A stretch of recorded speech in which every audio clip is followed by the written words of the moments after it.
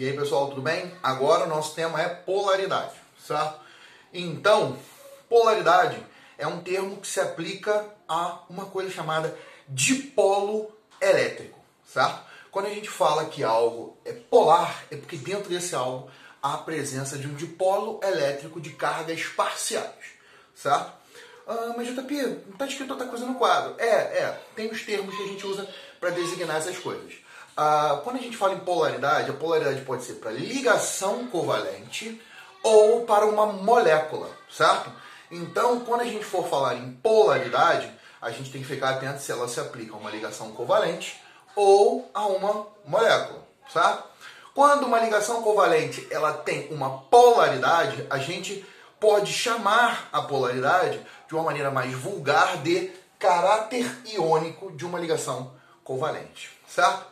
Isso está válido, né? Até porque quando surge a ideia de polaridade, surge por necessidade vamos dizer assim, de acertar algumas propriedades observadas em alguns compostos que não eram justificadas só pela ligação covalente. Então, vamos lá. O que seria isso? É o seguinte. A polaridade de uma ligação se dá pela eletronegatividade. O que é isso? A eletronegatividade é um parâmetro, é uma propriedade, certo? Que depende de qual elemento químico você está falando, que tem a ver com o seguinte. Os átomos mais eletronegativos, eles são aqueles que atraem mais para próximo de si os elétrons que fazem parte de uma ligação covalente, né? Que ele faça, né?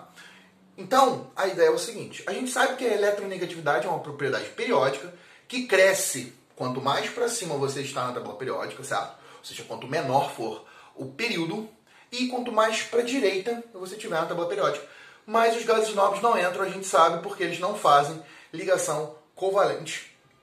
Eles não fazem ligação química dentro das condições ambientes, né? É possível gases nobres fazerem ligações químicas, qualquer coisa nenhuma pesquisada, né? Tetrafluoreto de xenônio, tem alguns compostos de criptônio hoje em dia, só que eles não são nas condições ambientes, eles seguem outras definições de ligação, certo? Mas enfim, a gente vai dizer que os gases nobres não têm eletronegatividade, ok? Então a ideia é o seguinte, o elemento mais eletronegativo da tabela periódica é o flúor, certo? Depois vem o oxigênio, depois vem o cloro, depois o nitrogênio, depois vem os outros, certo? Aí, antigamente era o nitrogênio antes do cloro, mas hoje em dia vocês têm o Google e vocês podem pesquisar no Google, né? Pela escala de Pauling. Lembra do Pauling da teoria de ligação de valência? Então ele cria uma escala de eletronegatividade porque a definição de polaridade é importante para você ajustar vamos dizer assim, ajustar a resultados experimentais algumas coisas observadas para ajustar a realidade, né, que são os experimentos, a teoria de ligação que a gente tem, que é a teoria de ligação de valência, certo? Mas enfim, retomando. Quando você ligar dois átomos e eles fizerem uma ligação covalente, geralmente a ligação covalente é estabelecida por átomos de elementos, o quê? Muito eletronegativos, não é isso? A ligação covalente é estabelecida, a gente diz vulgarmente que é entre A metais. É possível que metais façam ligações covalentes. Mas não é comum para vocês, certo? Ok? Então vamos lá. Quando a gente ligar átomos de mesmo elemento, como no caso do F2, certo? Você vai ter um compartilhamento aqui esse bastãozinho significa 2 elétrons, certo? A pergunta é o seguinte. O átomo de flúor, ele é muito eletronegativo, então ele tende a atrair esses elétrons. Mas o outro átomo de flúor também é. Então o que vai acontecer?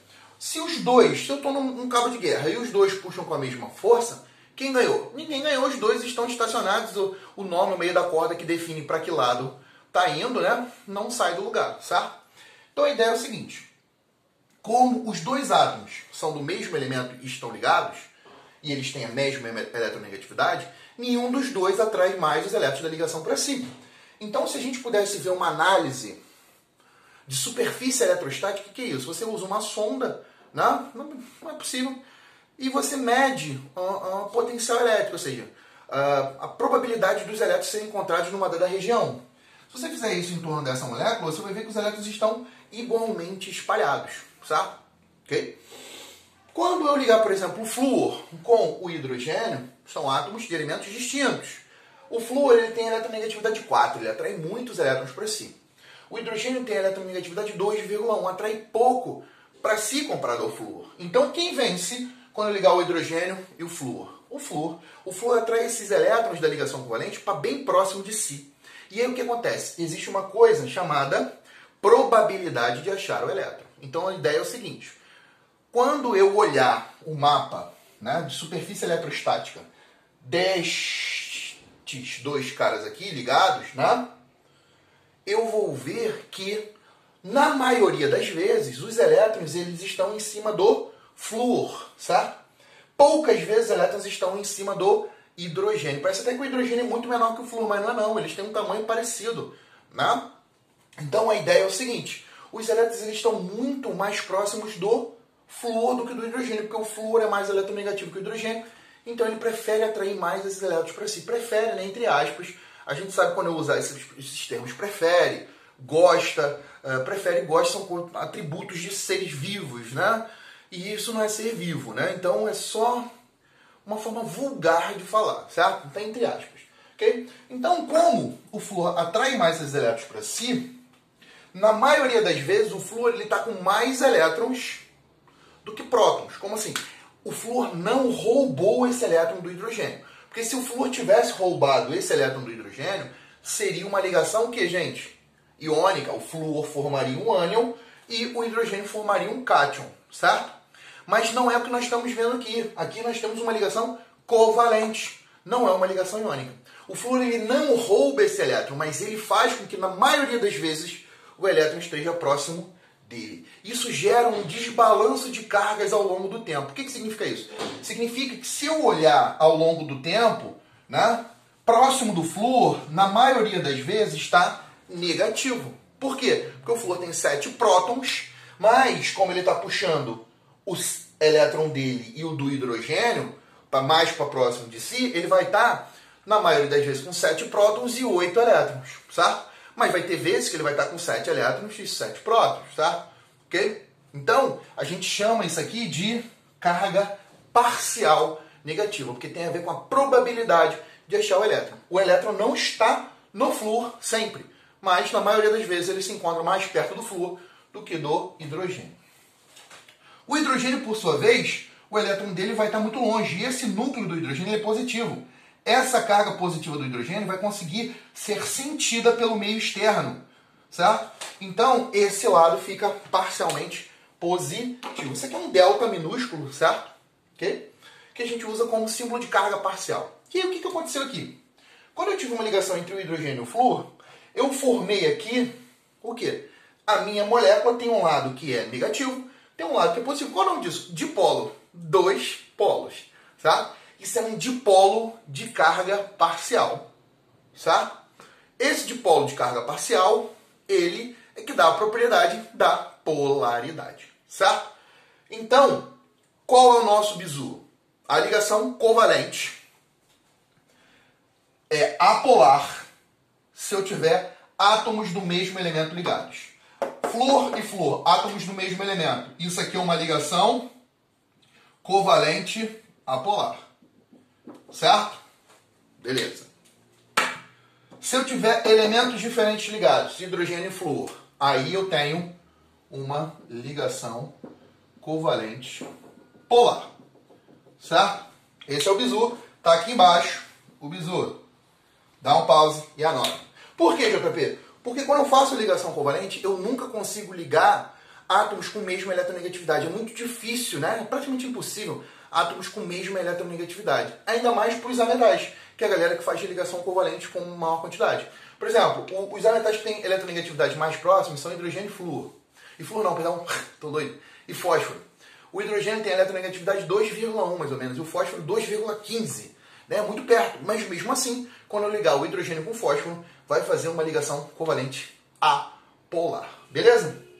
Mas olha só, a gente pode repassar essa ideia usando um vetor. Né? Eu sei que vocês são muito bons de análise vetorial, né? de soma de vetores. Não, eu sei que vocês não são, a maioria de vocês não são. Vocês têm dificuldade por causa disso, mas vamos lá. A gente vai descrever, né, uma ligação se ela vai ser polar ou apolar quando a gente analisá-la do ponto de vista desse vetor do momento dipolo elétrico de ligação, também chamado de vetor momento dipolar de ligação, certo? O que é o seguinte, ele não serve. O meu bizu já serve para saber se uma ligação covalente é polar ou apolar. O vetor vai ser importante porque depois eu vou querer saber se as moléculas são polares ou apolares. Aí eu vou ter que somar esses vetores de ligação, certo? Então a gente tem que saber os vetores. O vetor momento dipolo elétrico de ligação, como todo vetor, ele tem módulo, direção e sentido. O módulo dele depende da diferença de eletronegatividade entre os átomos ligados, certo? Também depende da distância de ligação, mas a gente vai esquecer a distância de ligação, até porque vocês não decoram isso, né? Vocês não têm como saber isso. A direção é o eixo de ligação, né? Se eu ligar um átomo de hidrogênio com difluor, o eixo de ligação é aqui. Não é o bastão da ligação, mas o bastão da ligação está em cima do eixo de ligação. É isso? A gente já viu sobre o eixo de ligação em geometria molecular. E o sentido, aí vamos lá. Esse é o sentido que nós químicos usamos, vulgarmente, que estão nos livros de química de ensino médio e de ensino superior, que é a direção é do menos eletronegativo para o mais eletronegativo. Se eu fosse desenhar esse vetor aqui, no HF, a direção seria essa, e o sentido do menos eletronegativo hidrogênio para o mais eletronegativo. Então o vetor teria esta direção, certo? E este sentido, esta direção e sentido, do menos eletronegativo para o mais eletronegativo. Cuidado, nos vestibulares vai cair assim, só tá assim, né? E há pouco tempo, tem pouco tempo, eu já tenho muitos anos disso, que eu fui reparar, né? Por uma dúvida até de um amigo que fez mestrado comigo, que na IUPAC, a IUPAC define que o sentido desse vetor é do mais eletronegativo para o menos eletronegativo, certo? E a galera na física também. Então, na química a gente inverte essa bagaça e caga para a IUPAC, certo? Beleza. Agora a gente vai ver a polaridade das moléculas, aí vem o somatório dos vetores. Então vou dar uma pausa aqui, vou desenhar um quadro e vou começar a explicar, certo? Tem bizu, tem bizu. Então, porque vocês não vão ficar somando vetor na hora da prova, certo? Isso é só para demonstrar, beleza? Então não sai daí que eu já vou voltar.